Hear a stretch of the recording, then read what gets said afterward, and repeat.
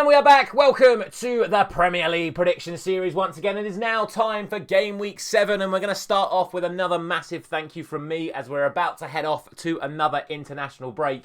We are almost at 4,000 subscribers, which is crazy because going into the international break just 3 weeks ago, we weren't even at 3,000 subscribers. So to be so close to 4,000 in just 3.5 weeks is absolutely unbelievable. So make sure you are subscribing if you haven't already so we can hit that 4,000 mark before the international break. And then of course during said international break we will be once again uploading daily for all of my predictions for the UEFA Nations League. So as always, thank you for all your unbelievable support and don't forget to drop a like on this video as well so I know that you're enjoying all of the predictions over on this channel.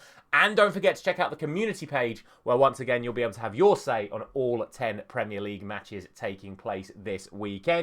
As for my predictions so far, after last week, we have got up to 34 out of 60 in the Premier League, which isn't great, but we're still doing all right because we've actually got 8 Premier League correct scores. The one we got right last week was the 2-1 victory for Everton over Palace. And after a week that had Premier League action, Champions League, League Cup, Europa League and Europa Conference League, we are now on a season record of 164 out of 281 with a season score of 14 correct scores. We only had that Everton Palace one as a correct score last week, which is kind of crazy. We didn't get any of the 54 European games spot on, but we still managed to average over 50% across every single competition last week. So we're doing pretty well. And like I said, if you haven't done so already, drop a like on the video for how well we are doing on this series. But without any further ado, it is time to once again discuss the Premier League. And it is Game Week 7. And then we are starting Game Week 7 with the lunchtime kickoff,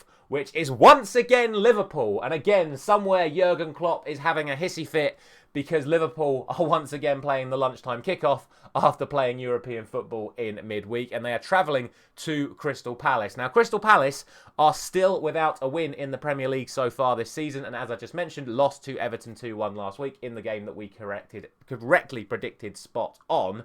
Liverpool, despite winning, have not been the most convincing in their last couple of matches, only winning 2-1 away at Wolves and then only beating Bologna 2-0 and giving away a fair amount of chances. Liverpool have been a little bit sloppy with their leads in the last couple of matches. They've been a little bit too complacent in their passing out from the back when they've got the lead and have not been as ruthless as they would normally have been under Jurgen Klopp. So maybe the first few little chinks in the Arne Slot armour are starting to emerge, but I think Crystal Palace, they are playing at the absolute right time here. Palace did win at Anfield last season, which completely derailed Liverpool's title chances. So Liverpool are going to be out for revenge in this one as well. But Palace will feel they've got a chance of getting something here.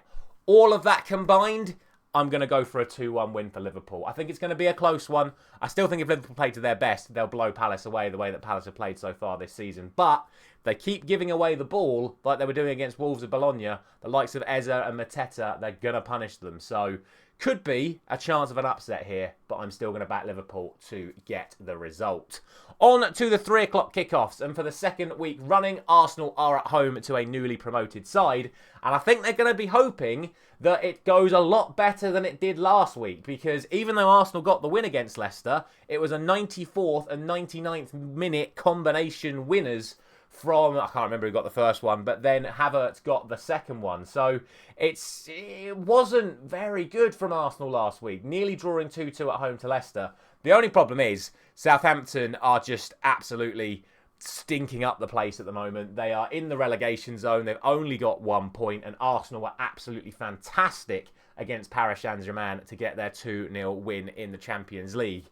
What is worth noting is the last time that these two sides played at the Emirates, it was a 3-3 draw in the first of Arsenal's 2 bottle jobs against Manchester City over the last 2 seasons. And if it wasn't for Odegaard and Saka scoring in the last couple of minutes, they would have lost to Southampton in this game. So just bear that one in mind as we go into this one. But, like I say, this is a different style of Southampton, different management, different approach to things. They're trying to play possession. They keep losing the ball. They keep conceding. They got hammered by Bournemouth last week. And I'm going to go for a 4-0 win to Arsenal here. But, like I said, they didn't do it against Leicester. Let's see what happens this weekend.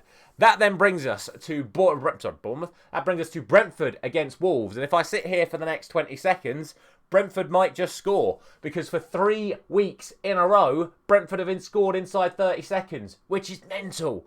But they're coming up against a Wolves side that sit absolutely rock bottom of the Premier League table. Could Gary O'Neill lose his job if they don't get a result here? Potentially he could. But Brentford are playing well at the moment. Like I say, they're getting their early goals. They're putting in some semi-decent performances. But they do have a lot of injuries. And most notably from their starting lineup, there's going to be no Visser and there's going to be no Norgard for this one. For Wolves, after already being bottom, it looks like Craig Dawson, their most important centre-back, could also be missing for this game as well. Ultimately, for me, this is a game that Brentford should be winning. So I'm going to go for 3-1 to them. But just bear this one in mind. In this fixture last season, both of the away sides got the wins. That then brings us to Leicester taking on Bournemouth, who played each other in the FA Cup last season, and it was Leicester that got the win away at Bournemouth. So a little bit of momentum on Leicester's side going into this one. However, Leicester do still not have a single win in the Premier League so far this season. And as we've just mentioned, Bournemouth were very easily beating Southampton last week in sort of like the flip reverse of Arsenal and Bournemouth playing Southampton and Leicester. Bizarre how that sort of happens in the fixtures. Both sides play drop-back counter-attack, for those of you who love the EA terminology. But yeah, both of these sides average like 40% possession because they both like to sit back and then use pace in behind. So I reckon this is going to be a game where you've just got two very similar sides in terms of strategy cancelling each other out. And I was very tempted to go for a 0-0, but instead I'm going to go for a 1-1 draw. I really think all results possible here, but I think the draw is probably the most likely. That brings us then to Manchester City taking on Fulham. Fulham, who currently sit 6th in the Premier League table and have only had 1 defeat so far this season, and went to Nottingham Forest and ended their unbeaten run last time out. Manchester City, of course, not at their absolute best at the moment, it has to be said, but they're playing against a team that they absolutely love to play against. And last season, the aggregate scoreline was 9-1 in Manchester City's favour. 5-1 at home, 4-0 away. Fulham, I definitely think are going to be up for it. I reckon they're going to get themselves a goal. But even with Manchester City's injury concerns, I still think you can't look past them to get the results, especially at home, to sides that they do regularly beat. So I'm going to go for 3-1 Manchester City. But if there's ever going to be a time for Fulham to get a result against City, it's going to be this weekend. The final 3 o'clock kickoff sees West Ham United taking on Ipswich Town. It's 14th taking on 15th, and there is only one win between these two sides so far in the Premier League this season, and that is for West Ham. However, Ipswich have got themselves 4 draws, and most notably, of course, their draw last weekend away against Aston Villa, who then obviously went on to beat Bayern Munich. So, very impressive result for Ipswich last time out. It's also worth noting that West Ham have lost all 3 of their home games so far this season and still have Nicholas Füllkrug out injured. So, this could be another one where you could see Ipswich. I mean, like I said, they've got 4 draws out of 6 games so far, Ipswich. So I think a draw could be very likely again here. But I think pressure is going to start mounting on Lopetegui if West Ham don't get the result here. And I think with the quality that they do have in their attacking areas of the pitch, West Ham should be beating Ipswich. So I'm going to err on the side of caution and only go for a 2-1 victory. Because like I say, Ipswich are playing well, but I would still expect West Ham to get the win. The final game on Saturday, the late kickoff, sees Everton taking on Newcastle. Now, Isak and Callum Wilson look like they're both going to be missing again for Newcastle here, so they're going to have to be relying on a returning Anthony Gordon to Goodison Park to lead the line. Newcastle have been poor in their last few matches, but they did get the draw They got the draw at home to Manchester City last time out, albeit under a few controversial circumstances. I'm in the camp that should not have been a penalty to Newcastle because Anthony Gordon just threw himself over.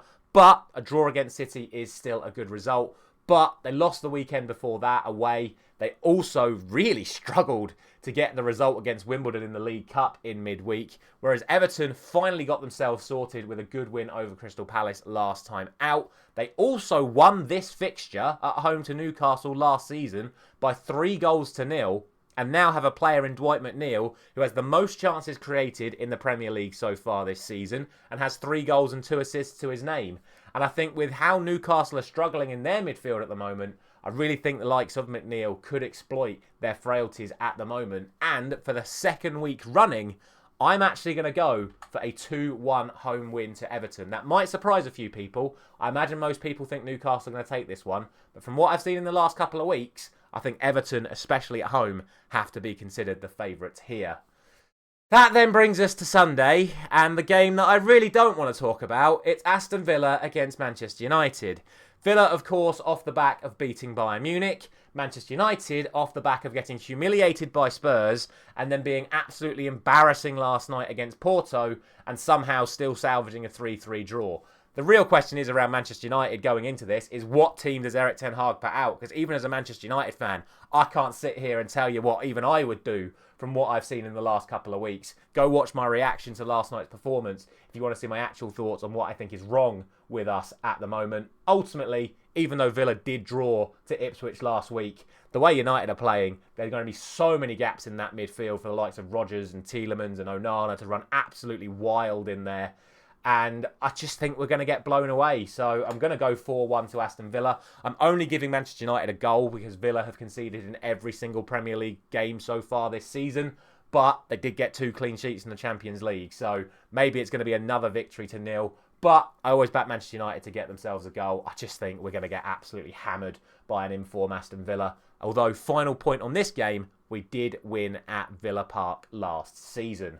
That then brings us to the other early kickoff on Sunday, and it's another Europa side. This time it's Chelsea. They're taking on Forest, and Forest, as we already spoke about, lost to Chelsea's neighbours, Fulham, last time out. They now travel to that part of the world in Sunday's match, and they're playing a Chelsea side that are absolutely flying at the moment. We've spoken about it enough across multiple series on this channel that Chelsea can keep rotating their team at the moment, and they are not having a drop-off in performance. They're playing some fantastic stuff. They're scoring goals for fun. Cole Palmer got a rest in Europe because he's not in their Europa Conference League squad. He's off the back of his 4 goals last week, and like I said, Forest are off the back of a defeat as well. So all signs point to a Chelsea win here. I'm going to go for 3-1 because Chelsea can't keep a clean sheet to save their lives. But, like I say, they're scoring for fun. They should win it easily. And then it's time for the main event.